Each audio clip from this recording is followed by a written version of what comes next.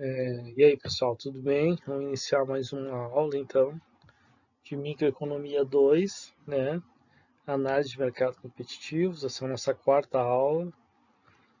E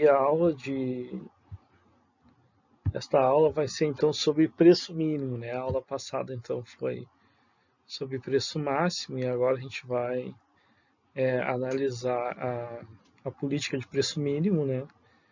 Que também é chamada de piso de preço, ou seja, nesse caso agora, esse preço o governo vai estabelecer um preço na qual o piso você não pode ir abaixo do piso. Então, é um preço na qual você não pode cobrar um valor menor do que esse. Então, é o preço mínimo, é o mínimo preço que pode ser cobrado por um produto, por esse produto, por exemplo.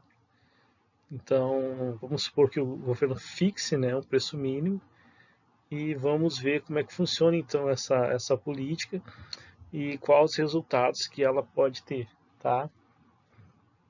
Bora lá então.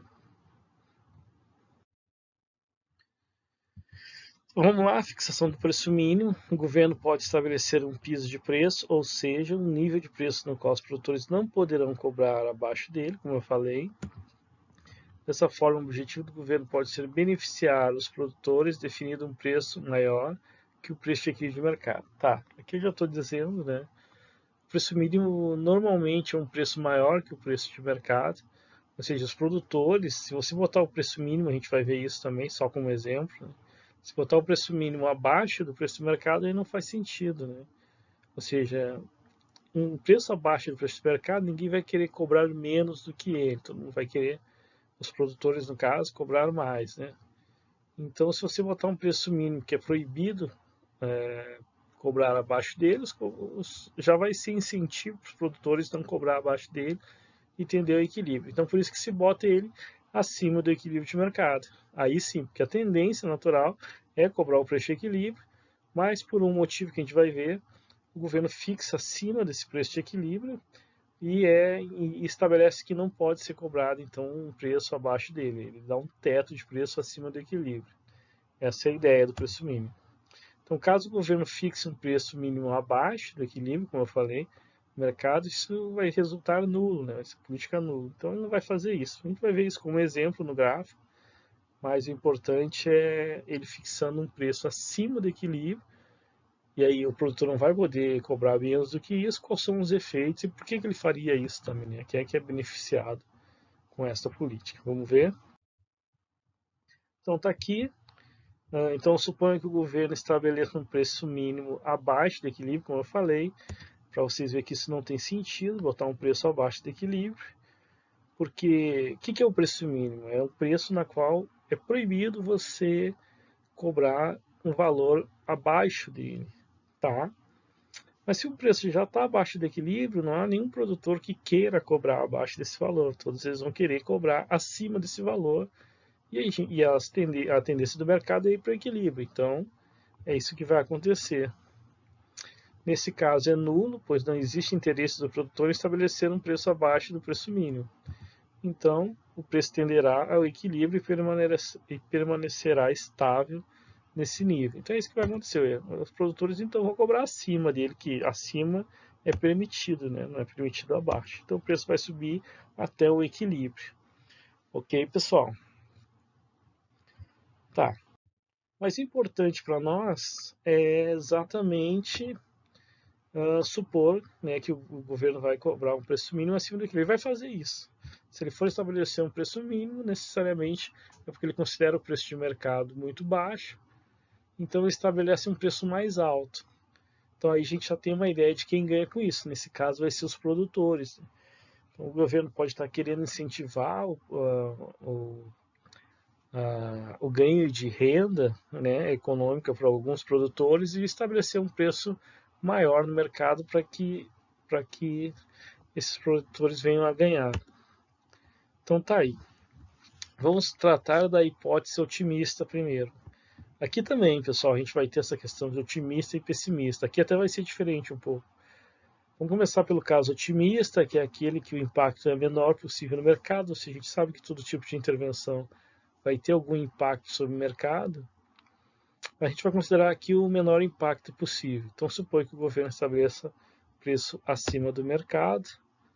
E aí, se isso acontecer, vai existir a esse preço, né, esse preço mínimo, ou seja, equilíbrio, essa quantidade demandada, tá? Bom, então a nossa hipótese, que é a hipótese otimista, é o seguinte: os produtores ofertam exatamente a quantidade que será consumida. Então, eles vão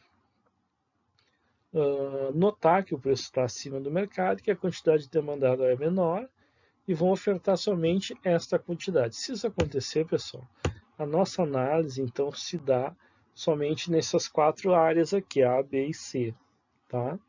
Porque a quantidade demandada vai ser abastecida pelos produtores, então tá ok.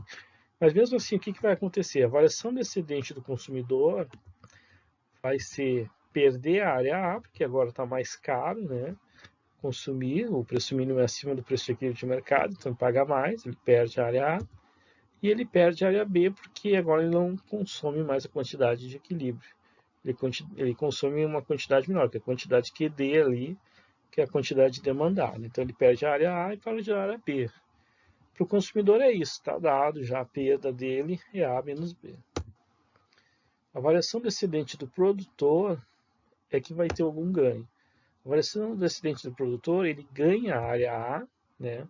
Por quê? Porque agora o preço que ele recebe é o preço mínimo, que é um preço mais alto do que o de equilíbrio de mercado, então ele está ganhando essa área A, mas por outro lado ele está perdendo a área C, que é o que ele deixa de produzir, né?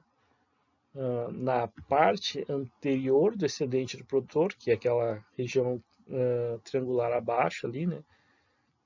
Pegando todo o preço de equilíbrio até a quantidade de equilíbrio entre a oferta, ele não vai ter aquele pedacinho ali da área C, porque ele deixa de produzir a quantidade de equilíbrio e agora ele está produzindo a quantidade demandada também, quantidade de QD, né? Então é isso. Bom, então é positivo para o produtor? Aí depende, né? A tem que ser maior que C. A área A, que ele ganha, tem que ser maior do que a área C, do que ele perde. Isso vai depender do que? Bom, novamente, das elasticidades. Veja o que acontece com uma oferta inelástica. Uma oferta quanto mais inelástica, pessoal, ele perde muito, então, em relação à questão da área C. A área C é maior para o produtor, no caso, quando ele tem uma oferta inelástica. Porque mesmo que o preço venha a subir, o problema é que a quantidade demandada caindo muito, e dado que a oferta é inelástica, né, ele acaba ficando com muita capacidade ociosa, então é isso que representa a área C. Então o que ele ganha com aquele aumento de preço ali, a área A, não cobre a sua capacidade ociosa, que é a área C. Então ele perde mais do que ganha, a variação incidente do produtor é negativa no caso da oferta inelástica, tá bom? Então, o que ele perde com a quantidade que ele deixa agora de colocar no mercado acaba não sendo economicamente melhor do que o que ele ganha com A, tá? Bom, mas também tem o caso de a oferta ser elástica e aí tudo bem, porque aí, e outra coisa, aqui a gente está comparando uma oferta elástica e uma demanda mais inelástica, porque aí porque significa que o produtor ele consegue mover sua oferta mais facilmente, dado que ele tem uma oferta elástica, é um tipo de bem que ele consegue aumentar e diminuir sem muita dificuldade, e a demanda não, a demanda ela já tem maior dificuldade, ela é mais inelástica em comparação à oferta, né? Tem sempre que levar isso em consideração. Então quer dizer que o aumento de preço, muitas pessoas vão continuar consumindo ainda pelo lado de demanda, então se ganha muito com o preço, se ganha muito com a área A para o produtor, e para o produtor, como ele é elástico, então ele ajusta facilmente a sua produção para esse bem. Então a área C, de certa forma, é um custo muito baixo para ele em relação ao que ele perde com a área C, com aquela quantidade produzida. Então, pessoal, aí sim o produtor tem um efeito positivo, A sendo maior que C, né, ele acaba tendo um saldo positivo com essa política. Então, essa política acaba sendo boa para o produtor, neste caso, tá bom? Bacana? Então, bora lá. Ok.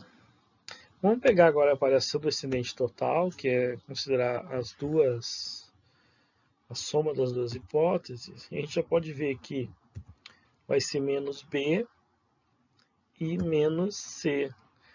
Bom, a área A ali, você pode ver que o consumidor, o produtor, ele vai ganhar, o consumidor vai perder a área A, porque o consumidor vai ganhar a área A. Então ali é uma passagem, digamos assim, uma distribuição de renda entre consumidor e produtor.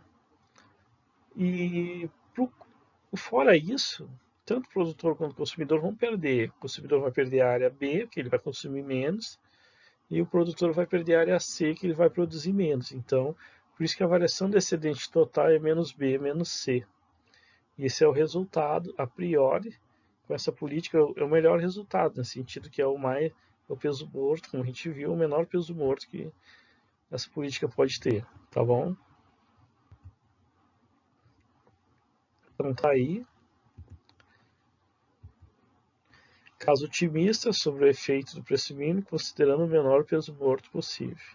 Então, esse é o caso otimista, né? Perdendo B e C. Os produtores ofertam conforme a demanda dos consumidores. Nesse caso aqui, como eu falei para vocês, só para frisar bem, então aquilo que os consumidores vão demandar é exatamente aquilo que vai ser produzido. É como se os produtores conseguem antever, né, que a quantidade vai cair de QE para QD e produzem só QD de forma que, ok, estamos ofertando aquilo que o consumidor quer no mercado, tá?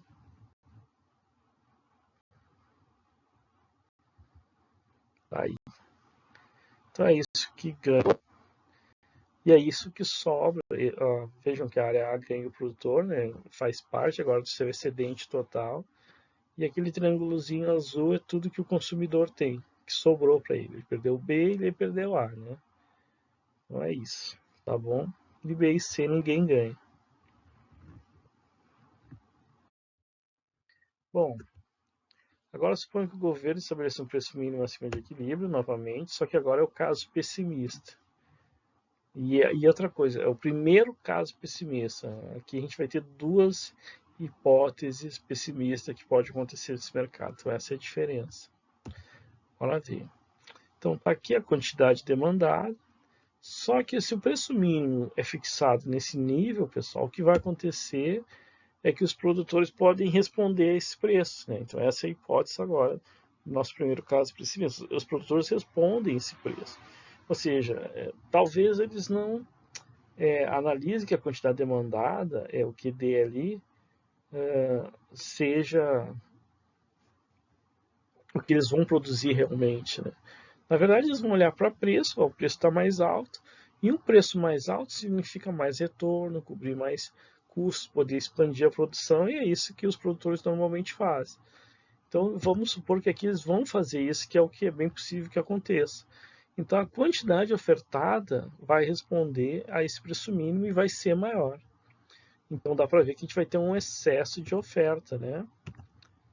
E aí a gente vai ter que avaliar todas essas regiões. Aqui, essas regiões a gente já avaliava anteriormente, mas tem mais uma região a ser avaliada agora, dado que os produtores respondem a preço e vão produzir mais, que é essa área D aqui, que corresponde todo a esse trapézio, né, que a gente vai ver aí. Então vamos calcular a variação desse excedente do consumidor. Para o consumidor não mudou nada, ou seja, a variação do excedente do consumidor, ele vai perder tanto A, que é aquela área vermelha ali, quanto B, que é aquilo que ele já perdia antes. Para o consumidor não muda nada, né? Continua perdendo o que ele perdia antes, tá? Para o produtor é que a gente vai ter essa diferença, porque ele vai ganhar A, como a gente viu, ele vai perder C, como a gente viu também, só que agora, pessoal, ele perde mais do que isso, porque ele aumentou a produção dele e, como a gente está vendo, não vai existir demanda para essa produção.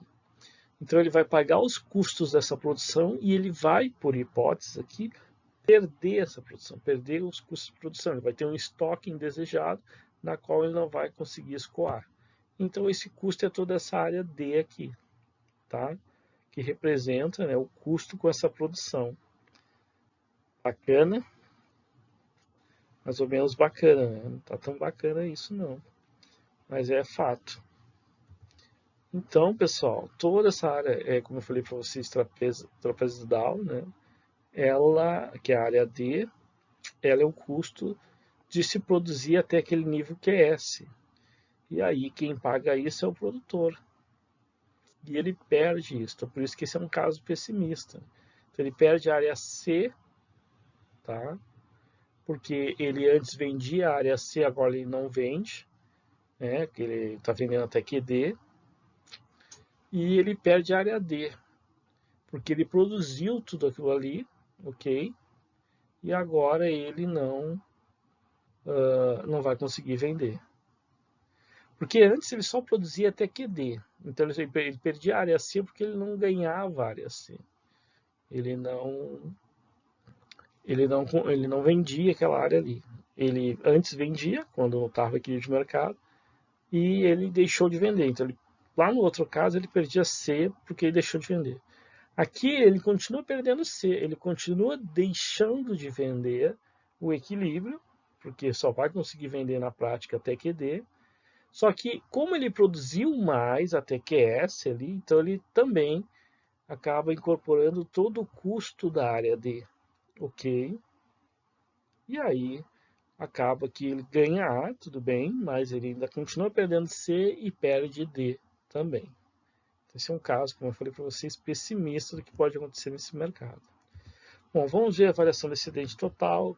Aí é fácil, já vou marcar com a canetinha aqui antes mesmo. Né? E é o seguinte, só, o consumidor perdendo A, é só isso que ganha o produtor. O resto, pessoal, é tudo perda. Então ele vai perder a área B, ele vai perder a área C e ele vai perder a área D. Vai ficar essa gravata borboleta aí, né? Parece que ele está vestido a caráter. Essa área aí é que ele perde, tá? E esse aí é o peso morto dessa política. Então, um peso morto muito alto, né? Dá para ver que é uma grande perda. E é um caso extremo também, né? Ou seja, o caso pessimista 1 leva em consideração os custos das unidades produzidas, mas que não encontraram demanda no mercado, ou seja, não foi possível vender, e aí acaba caindo esses custos para os produtores. Legal? Bacana? Então esse é um caso extremo. Tá? Mas a questão é que ele não é o único, né? Tem outra hipótese negativa aí também. Vamos ver. Antes disso, veja bem então o que acaba se tornando o gráfico no final. Olha só, para o consumidor é a mesma coisa, continua perdendo só aquele triângulozinho lá, ou melhor, continua contendo para ele só aquele triângulozinho lá, ou porque ele perde a área A e B, e o produtor ganha a área A, além da área abaixo que ele já detinha antes. E aquela perda toda vermelha é de consumidores e produtores, para a gente ver que o produtor perde muito mais porque perde menos C, menos D. Então vamos para a próxima hipótese. Ok, agora é o caso pessimista 2, tá? E o que seria? Bom, está fixado o preço lá, ok. Só que a gente ainda está considerando que quem consome, pessoal, ou melhor, quem vende no mercado o excesso de produção são aqueles produtores iniciais com custo mais embaixo do que aqueles produtores mais à frente ali, onde que para produzir eles só conseguem produzir porque o preço aumentou. Se o preço aumentou, então eles têm custo mais alto. E aí, se for eles que venderem primeiro, você não está vendendo aqueles que são mais produtivos. Você está vendendo aqueles que entraram no mercado depois, que está numa linha de custo já mais alta. Esta é a ideia. Bom, então os consumidores obtêm oferta de custo mais alto. E aí? Vamos ver. Então aqui é produzido essa de 0 até QD ali, digamos, né? Só que a gente vai considerar que, na verdade, quem vende vai ser essa diferença aqui. Esse excesso de demanda, né? Que é excesso de demanda, tá certo? Isso. Excesso de oferta, então tá errado, tem que corrigir isso depois. Excesso de oferta aqui, quem vende, pessoal, é quem entrou depois no mercado entre os produtores. Então vamos ver como calcular isso. Então tá aqui, como eu falei para vocês, dessa região ó, em amarelo da oferta, são os produtos que vão ser vendidos, região da oferta com maior custo, e são esses que vão ser vendidos. Tá? Então tem a área A, B. Então a gente pode ver que a variação do excedente do consumidor continua a mesma, essa não muda em nenhuma das hipóteses, né? Ele perde A porque é mais caro e B porque ele consome menos agora, tá? Então o bom da variação do excedente do consumidor é que tu calcula uma vez só, ela mantém a mesma. Agora vem a variação do excedente produtor, e aqui que está o lance, olha só. A variação do excedente produtor vai ser a área E, onde é que está E? Está aqui, é positiva, porque como eu falei para vocês, essa área vai ser vendida. A área F está aqui, também vai ser vendida. Toda aquela área ali que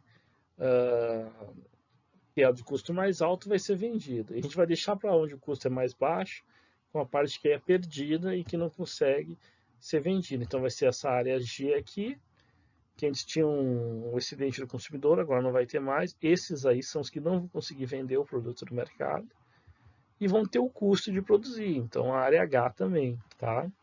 Então menos G menos H. Tá bom? E aí? Bom, vamos ver a variação do excedente total. Tá.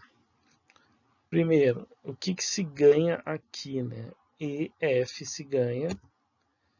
Então vai ser a variação do excedente do consumidor mais a variação do excedente do produtor. E aí é uma salada de letras, né? Assim, B, o consumidor perde. Então se perde A menos B menos G menos H. E se ganha F e E. Pode ver que, de certa forma, ali F está em cima de B, mas tudo bem. F vai para o produtor, quer dizer, B está em cima de F, né?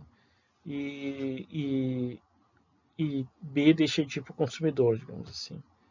Mas é toda essa região. Então só ganha quem produziu um custo mais alto. Mas aí, vai ter diferença isso? Bom, o peso morto é toda aquela região ali que a gente pode ver, então, né? Então, caso pessimista 2, a demanda sobre os produtos de custo mais alto. E lá no Besanco tem um exemplo que faz, que é semelhante a esse. Só que lá tem um problema, eles não calculam H. Só que H é custo de produção. Só que lá ele está falando sobre. Então, como é que eu coloco ali? O mercado de trabalho. Lá, o exemplo do Besanco, né?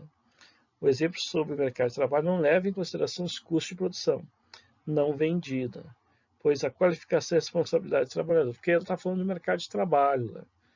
É oferta de trabalho, então o H não entra porque é um custo inerente ao trabalhador. Assim. Agora, se a gente estiver falando no mercado de um produto, que é o nosso caso aqui, aí o H entra sim, porque é o custo da produção e aí vai recair sobre a firma também. Né? Então ele entra e a gente vai ver que tá ok, inclusive as contas vão bater, a gente vai ter uma forma de certificar disso, de que está tudo ok. Então veja que o que sobra assim daquele antigo excedente do produtor é aquela região triangular amarelinha ali, abaixo de B, ele ganha mais F mais E, mas o custo ainda, o peso morto é grande, né? Considerando o que se perde do consumidor e o que se perde dos produtores que tinham um custo mais baixo no final e antes estavam participando desse mercado, agora não. O produto deles não é vendido, que é a parte G e a parte H. Ok, pessoal? Acho que no exemplo numérico vai ficar mais fácil de interpretar isso, tá?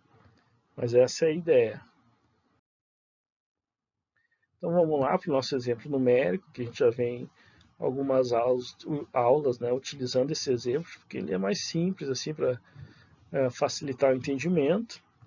E ele segue a mesma ordem assim dos itens que tem nos exercícios da lista, como eu falei para vocês. Aqui, por exemplo, agora, para o item E, quais os efeitos do estabelecimento de um preço mínimo? Preço mínimo, então, igual a 8. Considere que os produtores vendem somente a quantidade demandada, que é a primeira hipótese. Ou seja, Os produtores vão vender, nessa primeira hipótese, exatamente a quantidade demandada, é aquela hipótese otimista, que é esse ponto E. Vocês calculem, então, a gente vai calcular agora, né, para essa hipótese otimista, e F, o preço mínimo igual a 8, calcula o efeito caso os produtores respondam ao preço aumentando a oferta, que é o nosso segundo caso pessimista. Ou melhor, é o nosso primeiro caso, é o nosso segundo caso, mas é o primeiro caso pessimista, que eles respondem à oferta, aí a gente sabe que tem um excesso de oferta e aí é preciso fazer alguma coisa, no caso, ou melhor, precisa fazer alguma coisa não, a gente precisa calcular o custo que vai ser maior, vai ser aquela região D lá, né? Já vai fazer isso. E G, ainda em relação ao preço mínimo igual a 8, considere que os consumidores compram os produtos com o custo mais alto. Então, é essa que a gente acabou de ver, né? Que a região dos custos mais altos são aqueles que vendem, né? Os produtores que vendem, que acabam ganhando algum excedente do produtor extra, mas que acabam deixando para aqueles que não vendem, que tinham um custo mais baixo, um grande excedente, ou melhor, um grande perda, né? Que acaba somando-se lá na variação do excedente total com o peso morto também. Então vamos ver os resultados disso nesse exemplo numérico. Então, caso otimista, o preço igual a... Já está aqui a quantidade e o preço de equilíbrio, pessoal, porque, como vocês já sabem, já fizeram esse exercício antes, é esse mesmo equilíbrio igual a 5 de preço e 20 da quantidade. Sempre que vocês fizerem exercício, façam gráficos para cada item é um gráfico, tá? Que o gráfico por si só já vai colocar várias coisas, vai ficar meio poluído. É impossível vocês fazerem tudo num gráfico só, então para cada item façam um gráfico. Então vamos lá, preço igual a 8, só que aqui a gente vai encontrar só a quantidade demandada, só ela que importa para nós. Para ofertada aqui nesse primeiro item não importa. Então substitui lá na quantidade de demanda, o preço igual a 8, que vai dar então uma quantidade igual a 14. Daí coloca ali no gráfico, aí a gente já tem as regiões que a gente precisa calcular, né? Não precisa mais nada aqui. Encontrando o preço quando a quantidade ofertada for 14. Bom. Tá, a gente precisa desse preço aqui embaixo, que a gente vai calcular essa área aqui. A quantidade ofertada, a gente não tinha esse preço porque é exatamente o do 14, né? Bate ali na quantidade ofertada, você precisa calcular esse preço específico para calcular aquela área ali. Então bora lá, agora que já tem tudo mesmo. Área A, B, C, tá? Basicamente a gente precisou daquele preço igual a 2, esse aqui o da oferta ali, né, onde bate 14, que eu falei para vocês, para calcular a área C, senão não seria possível. Então, cálculo das áreas, agora é tranquila, a área A, 8 menos 5 vezes 14, que dá 42, a área B vai ser 8 menos 5 vezes 20 menos 14, dividido por 2, que é o triângulo, dá 9. C, que é 5 menos 2 vezes 20 menos 14 dividido por 2, que é um triângulo, dá 9 também. E ok, já calculou as áreas, agora calcular os excedentes. No caso da variação do excedente do consumidor, nesse caso, é só somar A menos B, vai dar menos 51, tá? Então é isso aí que perde o consumidor, né? Neste caso em específico. Ok? E calculando a variação do excedente do produtor, nós temos que é A menos C. Então vai ser 42 menos 9, né? A área A é significativa, e vai dar então um resultado positivo nesse caso, né? A variação do excedente produtor é 33. Então o produtor realmente acaba ganhando neste caso aqui, que pode ser o objetivo do governo, como eu falei para vocês, quando faz esse tipo de política, é transmitir, é passar renda para o produtor, né? Estimular, digamos, o produtor dessa atividade. Nesse caso, o estímulo dele, fixando um preço maior, acaba sendo, de certa forma, uma transferência, né, dessa área A do consumidor para o produtor. Mas ok. Então, a variação do excedente total é somar as duas, né, ou considerar menos B menos C. Em ambos os casos, a gente vai ter o mesmo resultado. Menos 9, né, que é a área B e C, vai dar menos 18. Se você pegar também 33 menos 51, também vai dar menos 18. Ok, então tá aí a variação do excedente do consumidor nesse caso, que é o caso otimista. Esse é o peso morto, né? Então, a gente pode, como é o caso otimista, já considerar esse como o menor peso morto possível com esta política. Bacana? Chegou aí a resposta do item E. Vamos para o próximo agora. Então tá aqui seria o item F, né? Caso pessimista 1 é aquele que a gente já viu, que aí sim os produtores respondem a preço, então vão produzir mais, né? Então a gente já tem o 14. Bom, claro que aqui quando você for fazer, nesse caso, você vai reutilizar aquilo que você já calculou, precisa recalcular tudo de novo, né? Então a gente já sabe que quando o preço é igual a 8, a quantidade demandada é igual a 14. Tá? E o que a gente precisa agora é encontrar a quantidade ofertada quando o preço é igual a 14. Porque aí é onde o produtor vai produzir mais, ele vai se passar, né, respondendo a esse preço. Então vamos lá, a gente bota o preço igual a 8 e a quantidade então vai ser 26. Então a gente coloca ali no gráfico. A gente tem então o excesso de oferta aí, dá para notar, né? Então temos todas as regiões A, B, C e D. Então podemos fazer o nosso cálculo, né? Só que tem o trapézio aqui, que daí leva um cálculo específico. Porque o D é esse trapézio que eu marquei em vermelho agora aí, né? E ele tem um cálculo específico. A gente precisa, então, neste caso, tomar esse cuidado aí, tá bom? Então, encontrando o preço de quando a quantidade demandada for 26. Por quê? Porque para calcular esse trapézio, aí, a gente vai precisar encontrar esse preço específico da quantidade demandada. Esse trapézio a gente vai ter que dividir em 2 e para calcular ele vai ser assim. Então tá, olha só.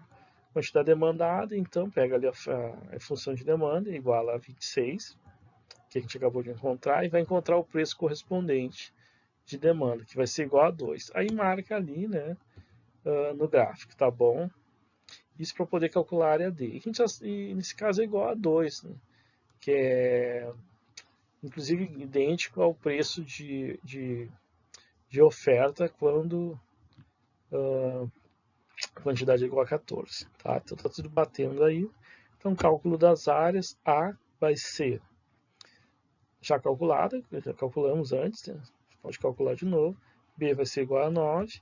C também calculamos antes, igual a 9. Então, o único cálculo porque isso você já calculou. Se você calcular, recalcular de novo, nem precisa, né? O único cálculo é calcular a área D para se ter o item F. Ele, de certa forma, é uma continuação do item E, então você não precisa recalcular todas as áreas A, B e C de novo, mas a D precisa. Tá bom? E para calcular a área D, você tem que fazer esse espaço que a gente viu aqui. Bom, então ela é meio que um trapézio que a gente dividiu ali. Ela ficou um retângulo em cima de um triângulo. Um retângulo embaixo e um triângulo em cima. Então, por isso que o cálculo dela é em parte aquele triângulo de cima e parte o retângulo de baixo. Então, vejam bem.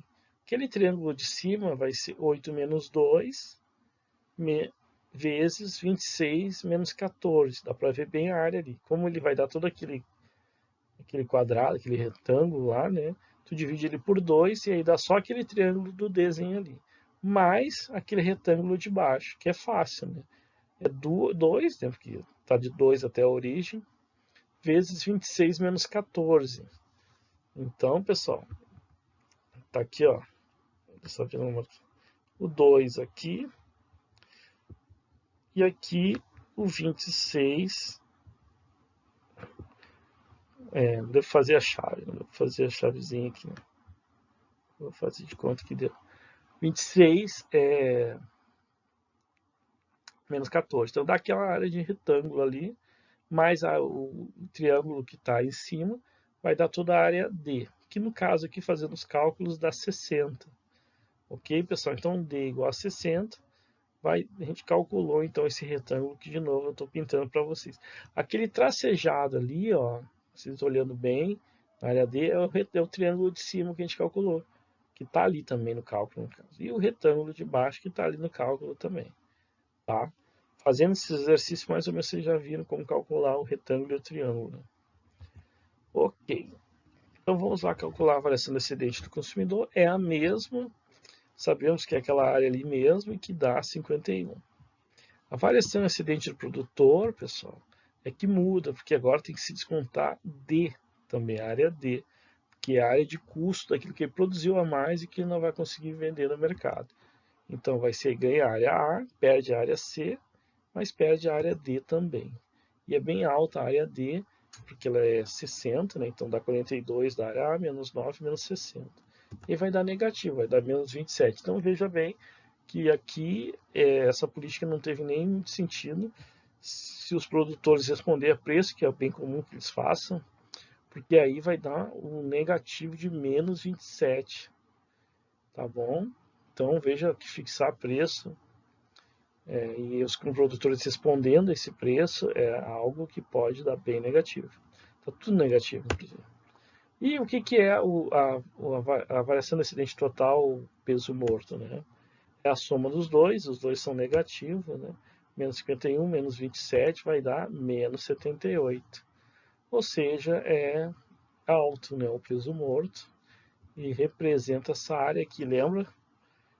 A gravata borboleta lá, num traje a rigor, é isso aí que dá, é o peso morto dessa política. A área D é aquela ali, mais B e C, tá? Então é um caso pessimista, ou seja, é o maior peso morto possível com essa política, como vocês podem ver aí.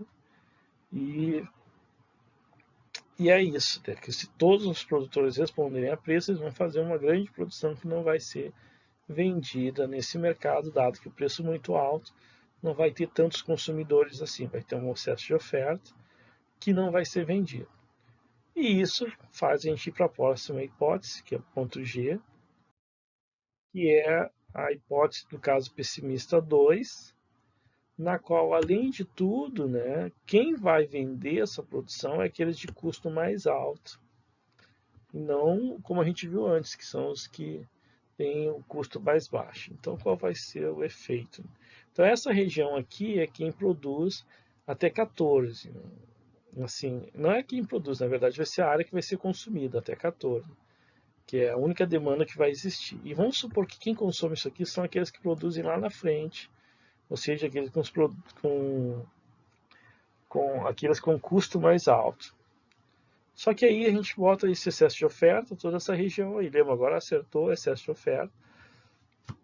Então o que não vai ser vendido vai ser do zero até o EOL, que é o excesso de oferta. Fora dali o resto vai ser vendido. Então vamos calcular o excesso de oferta. Aqui é preciso calcular o excesso de oferta. No caso, é tranquilo, porque foi aquele 26 menos o 14 que a gente viu. 14 não está ali, né? Mas... E dá 12. E a gente substitui ali daí o 12, né? O excesso de oferta. Por quê? Porque até ali não vai ser vendido. O excesso de oferta é aquilo que é oferta a mais do que demanda, né? É aquilo que não vai ser vendido. Então, de 0 a 12 não vai ser vendido. Essa é a nossa hipótese que a gente está colocando aqui. Ok, vamos lá então. Toda essa região é a de custo mais alto. Essa aqui vai ser os produtores que vão vender. Vejam que ali, passando o equilíbrio dentro da oferta, muitos produtores que podem estar entrando ali ou até aumentando a produção ali é porque o preço saiu de 5 e foi para 8, não é? Então veja bem, é que eles ali estão entrando no mercado. Eles nem entrariam nesse mercado, não participariam talvez, se o preço não tivesse em 8. Mas eles estão participando e agora eles estão até vendendo produto. Só que aqueles que já participavam eram mais eficientes, aqueles que vão de 0 a 12, o custo é mais baixo, então eles têm uma capacidade de estar mais próximo do mercado consumidor, talvez, por isso que os custos são mais baixos, são mais eficientes, né? O seu, digamos assim, a sua técnica produtiva, os seus insumos, ou seja, algo que lhe dá uma maior produtividade, talvez o seu terreno seja mais produtivo. Então, esses aí é que não vão conseguir vender, mesmo eles estando mais perto, sendo mais produtivos. Não, nada garante que o consumidor não vá comprar, de certa forma, daqueles que são menos produtivos e estão começando a participar do mercado agora. Tem custo mais alto. E aí? É isso que a gente vai calcular. Então, é a região da oferta com maior custo. E aí, ele ganha área aí, F, a gente já sabe que vai perder H e G, aqueles que não conseguem vender. Então vamos calcular só essas áreas, tá? A área I, então vai ser 8 menos 5 vezes 26 menos 20. Aí pessoal, entra a quantidade de equilíbrio no cálculo aqui, dividido por 2, que é aquele triângulo ali, dá 9. A área F, aquele retângulo, aí vai ser 8 menos 5, né, no preço, vezes 20 menos 12. Entrou aquela cálculo aí do valor do excedente de oferta. Dá 24. A área G mais H. Por que isso? Porque vai ser um cálculo só, pessoal. Aí fica mais fácil. Tanto G, H. G era o excedente do produtor que não se ganha mais ali. E H os custos que também vão entrar negativo para o produtor. G mais H dá um retângulo, é mais fácil de calcular. E como os dois estão vinculados à origem, então vai ser lá o preço 5 vezes a quantidade 12. 5 vezes 12 dá 60. Essa é a área G mais H. Tá bom? Variações no excedente. Então vamos ver. A variação do excedente consumidor não muda nada, continua a mesma em todos os cálculos, então vai dar A e B, que dá igual a 51. Já viu isso? A variação no excedente do produtor, aí sim, pessoal, esses produtores que conseguiram vender vão ganhar E e F, e os que não conseguiram e que vão ter o custo de produção, pela oferta que produzir, vai ser o menos G, vai ser o menos G menos H. E tá aí. Então, a diferença é o que se ganha e o que se perde. Tá, nesse caso, F mais E, já somei os dois ali, né? 9 mais 24, dá 33. E G mais H dá 60. Então, 33 menos 60, o resultado é menos 27. E a variação do excedente total é a soma de ambos, né? A variação do excedente consumidor e a variação do excedente produtor. Aí dá menos 51, menos 27. Acho que vai dar essa região ali, ó. Passei o F pro lado para ficar mais claro. E vai dar menos 51, menos 27 igual a menos 78. Esse é o peso morto. Tá aí, ó. Maior peso morto possível com essa política. Outro maior peso morto possível com essas políticas, sim. Esse é o caso pessimista 2. E vejam que esse valor menos 78, a gente já viu ele. Eu não sei, eu acho que já vimos, né? Sim, já vimos, pessoal. É o mesmo valor do caso pessimista 1. É o mesmo, é o mesmo. Mas esse cálculo fez um ângulo tão diferente, né? Como é que é o mesmo? O que significa isso? Claro que alguma coisa significa. A gente já vai ver. Em todo caso, também é o maior peso morto possível com essa política, menos 78. Ou seja, é um caso, né? Digamos assim, um caso pessimista, é um extremo, na qual pode ocorrer, como eu falei para vocês, mas o que a gente espera é que os casos extremos sejam fortuitos, né? Tanto o otimista quanto o pessimista. E o que realmente ocorre na prática é algo entre os dois, tá? Mas vejam que é bem negativo pelo fato de que a avaliação do excedente produtor também é negativa, no final tudo é negativo e ninguém ganha com essa política, ninguém ganha. Ela não tem muito sentido. Bom, vamos fazer a comparação, então, e aqui a gente discute essa questão. Esses são os três gráficos, o caso otimista e os dois casos pessimista 1 e o caso pessimista 2, tá? Então, pessoal, tá aí os gráficos, aí tá os peso morto. E aí tá o que eu falei para vocês, tanto o peso morto, caso pessimista 1 e o 2 são o mesmo.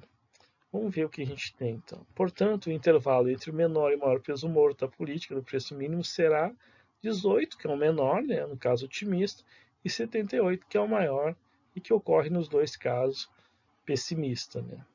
Então, o que vai acontecer, como eu falei para vocês, em relação a peso morto, vai ser algo entre, né, nesse intervalo entre 18 e 78, assim, que, na verdade, a gente não sabe, só sabe que vai ocorrer entre esse espaço aí, possivelmente. A não ser que todos os produtores realmente façam exatamente igual, produzam exatamente igual à demanda, pouco provável, assim, eles normalmente respondem a preço, ainda mais no mercado competitivo, que é N produtores, é difícil a articulação a tal nível de que eles consigam, mas é claro que é o momento em que começa a existir um excesso de oferta, É possível sim que as expectativas dos produtores é que não está conseguindo escoar a produção a esse preço e que haja um excesso e aumentando os estoques eles começam a travar a produção.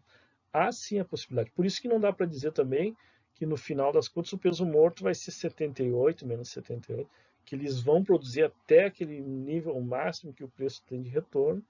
Talvez seja possível, talvez, né? Dependendo do tipo de produção, se for uma produção que responda rápido a preço, então talvez sim. Mas se também os produtores começarem a notar que o mercado não está absorvendo, aí a ideia é que eles fiquem então entre 18 e 78, que pode acontecer em boa parte dos mercados, tá bom? E o caso do peso morto, que também é 78, e o caso pessimista 2, é que aqueles produtores que agora estão chegando no mercado, dado um preço maior, estão vendendo, enquanto aqueles que já estavam estabelecidos não. E, mas a perda é a mesma? Sim, a perda é a mesma. Essa é a pergunta que eu faço. Então, por quê? Claro que ninguém vai poder responder, né? Eu posso dizer para vocês, travem aí, pensem um pouco para responder, para ver se vocês vão responder certo. Mas no final cada um faz o que quiser, né? Porque os dois casos, pessimista 1 e 2, obtêm o mesmo valor de peso morto. Por quê, pessoal? Vocês querem parar, pensar um pouco e ver se vocês vão acertar a resposta? Bom, a resposta é relativamente simples, pessoal. Porque, olha só, isto ocorre porque, independente de qual produto o consumidor comprar no mercado, se o bem de maior ou menor custo, o resultado em relação ao peso morto não se altera, ou seja, de forma agregada, setorialmente, o impacto sobre o produtor será o mesmo. O que é isso? O que está dizendo é o seguinte: como a gente viu, a variação do excedente do consumidor é a mesma, ele perde A, perde B. Tudo bem, para ele. E para ele, tanto faz de quem ele vai comprar, se é o produtor que produziu mais perto, mais longe, vai estar no mercado, ele vai comprar, se é o mais produtivo, menos produtivo, o produto está lá. Ele vai chegar lá e vai comprar, né? Para ele, tanto faz. E, de certa forma, não é só para ele. De forma agregada, setorialmente, também não faz diferença se quem produziu mais perto ou mais longe, não vai ter esse impacto no peso morto. Essa é a ideia. Porque tanto faz no mercado para quem vendeu ou não, o peso morto, se caso a produção for respondida até o preço igual a 8, tanto faz que se quem produziu primeiro lá, quem está arranjando no mercado, quem entrou agora, vai sofrer esse impacto é homogêneo para toda estrutura de produção. Então, tanto aqueles primeiros ou os últimos, digamos assim, os mais perto, os mais longe do mercado, entre os produtores, tanto faz se o impacto for para o mais perto ou para o mais longe, o impacto vai ser o mesmo. Essa é a ideia. Então, a ideia aqui é que no agregado, setorialmente, não importa em que região da oferta, quais desses produtores está vendendo e quais não estão vendendo. No final, o impacto em termos de perda do excedente do produtor é o mesmo. Essa é a ideia. Então, o cálculo que a gente fez foi tanto os primeiros vendem e os últimos não, quanto os últimos vendem e os primeiros não, mas no final, em termos de custo para os N produtores, o impacto vai ser o mesmo, essa é a ideia. Então, o maior peso morto vai ser o mesmo. Então, pessoal, então para que eu fiz esses cálculos? Exatamente para chegar nessa conclusão, né? Assim, no agregado, no final das contas, os N produtores vai ter os que não vão conseguir vender, vai ter os que vão conseguir vender. Mas não importa quais deles vão conseguir vender e quais deles não vão conseguir vender. O importante é que, no geral, vai haver uma perda, né? Vai haver uma perda de bem-estar, onde alguns vão conseguir, outros não. Mas quais vão conseguir, outros não importa. E sim o agregado. Ou seja, a perda em si foi menos 78. Essa é a ideia. Eu sei que o cara deve estar pensando, tá ainda engrenando para entender, mas a ideia é essa, é que no agregado não importa quem vendeu ou quem deixou de vender, e sim o quanto no agregado, né, foi a perda para todos os produtores. Mesmo que a gente saiba que alguns ganharam, outros não. Essa é a ideia. Tá bom, pessoal? Mas quando eu falo agregado, não é o agregado da macroeconomia, pelo amor de Deus, não é o agregado de todos os bens e serviços. É só desse setor. O cara produz só guarda-chuva, são todos produtores de guarda-chuva. O cara produz só pneu, são todos produtores de pneu. É isso que a microeconomia faz. A gente está vendo um produto em específico, o setor desse produto. Tá legal? Bom, dito isso, vamos então para o nosso vídeo. Quando chega o vídeo, né, vocês já sabem que é, no caso, o fim da nossa aula aqui, né? Da nossa aula de hoje, que foi preço mínimo. Então, claro, né, que aí o vídeo ele é também um exemplo sobre preço mínimo, né, no caso o salário mínimo, que é uma forma de preço mínimo, vocês vão ver. E aquela coisa, né, eu peço para vocês sempre uma resenha, faça uma resenha. Ela não precisa, ela pode ser sucinta, tá, pessoal? Vocês olhem aquilo que vocês entenderem, quer que vocês passem, mas é porque eu quero isso mesmo, que vocês olhem o vídeo e passem uma resenha. Se quiserem ver o vídeo depois, fazer essa resenha depois, tudo bem. Se quiserem fazer o exercício primeiro, tudo bem, né? Para entender melhor a matéria, ok. Mas é isso aí. Então, até a próxima aula. Abraço a todos.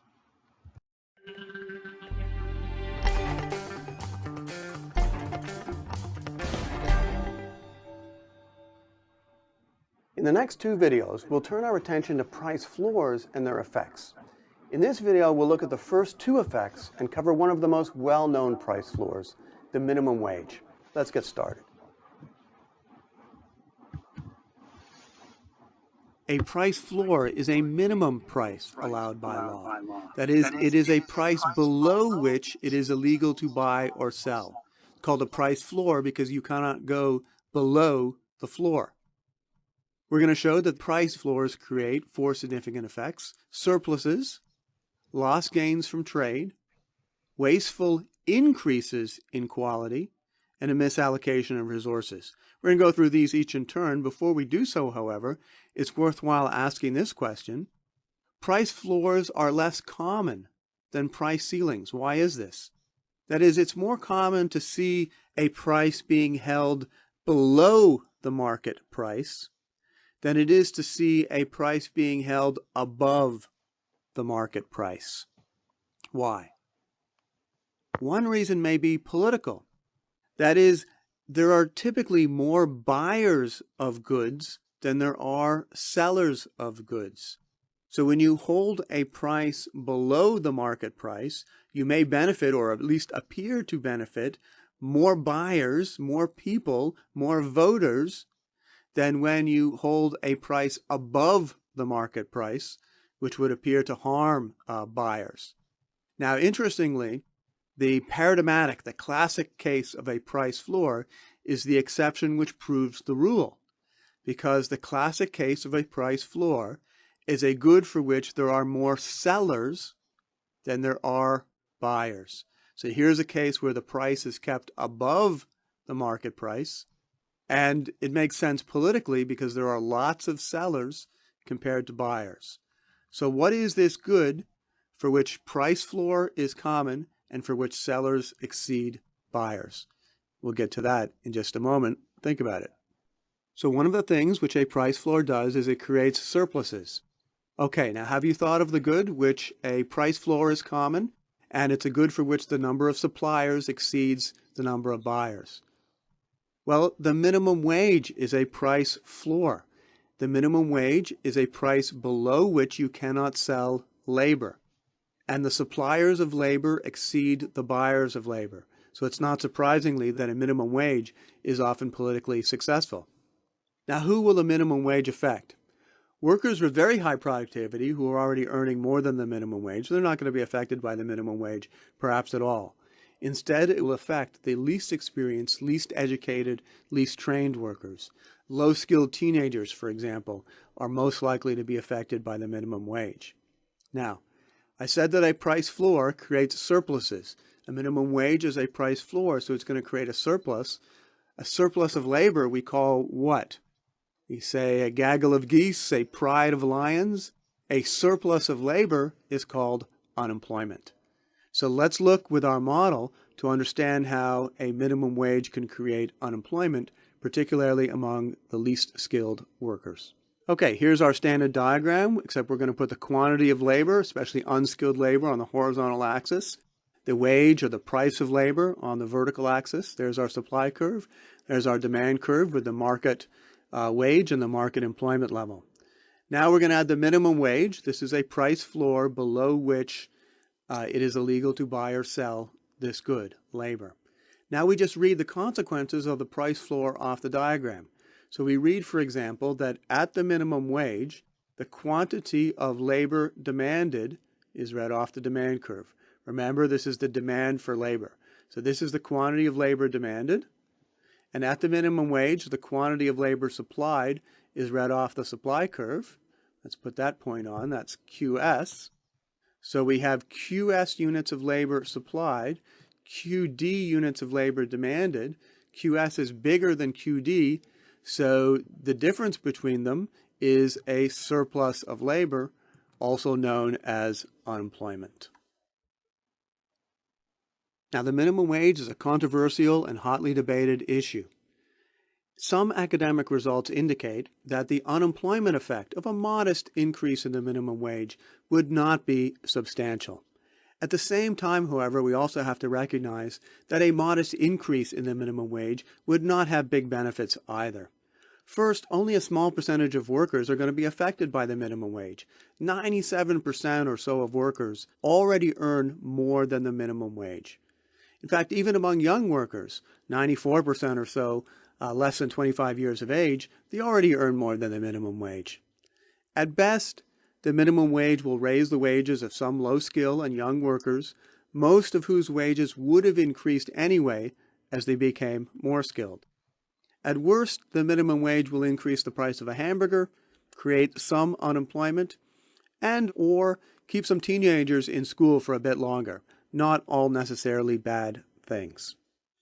What, however, about a larger increase in the minimum wage? Few economists doubt that a large increase in the minimum wage would cause serious unemployment. After all, we could not create prosperity by raising the minimum wage higher and higher. If a minimum wage of $10 an hour is a good idea, what about $15? What about $20, $25, $100, $500 an hour? Would we all be rich at that point? Would we all be receiving wages of $500 an hour? Of course not. Most of us would be unemployed.